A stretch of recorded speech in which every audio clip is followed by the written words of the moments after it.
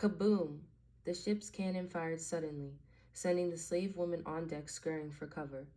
Amari cowered close to Afi, sure that her life was about to end. The sailors, however, seemed unconcerned, even cheerful, as they steered the ship toward its destination. Some of them whistled, a sound that Amari found to be particularly distasteful. She peeked over the edge of the ship, and suddenly, green and gold beyond the blue of the sea, the land appeared from the distant mists. Amari had no idea what to imagine, but the land she saw was surprisingly beautiful, with lush green trees growing quite close to a long, sandy beach.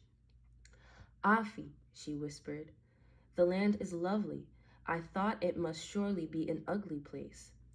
Yes, it is beautiful to look at. Remember that when the ugliness overtakes you, Afi told her. Find beauty wherever you can, child. It will keep you safe. I could not have survived without you, Afi, Amari told her, giving the older woman a clumsy hug. And you have been a gift to me as well, Amari. I'm glad we were together for this horrible journey. What happens now? Amari asked. Afi had no time to answer, for a small boat came up close to the ship, and a balding white man climbed on board. He wore a cloth tied across his face. The captain of the ship laughed and welcomed him aboard. The first thing Amari noticed was that the newcomer was clean, smelling strongly of the scent of too many flowers. He coughed and choked as if the very air of the slave ship would infect him with illness. It was clear he was reacting to a terrible odor.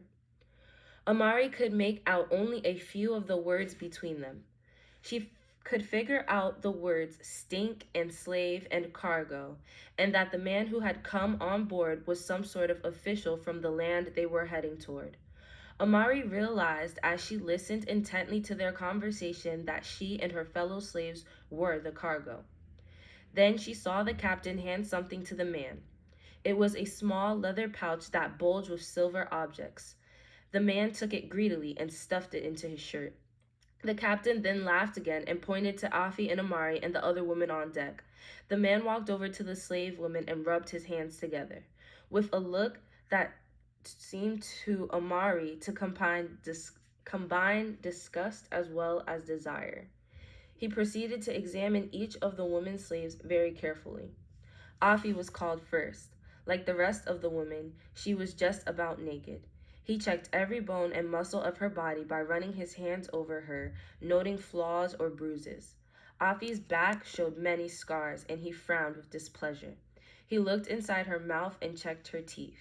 He checked her genitals. She kept her eyes closed.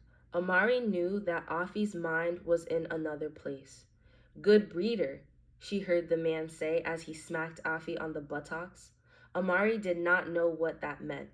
Afi was sent back to her place on the deck, and Amari was called next. Using Afi's strength as an example, Amari stood quietly as she was touched and examined and fondled. Her impulse was to jerk away from him, but she forced herself to stand silently. The rest of the women were checked next. Then the men, who had been brought up on deck, were examined as well. The man scribbled some marks on a flat sheet he carried and gave it to the captain. Amari listened carefully to his words, and even though she did not fully understand their meaning, she knew that her life was about to change again. Your cargo is approved to land, Captain. Welcome to Sullivan's Island.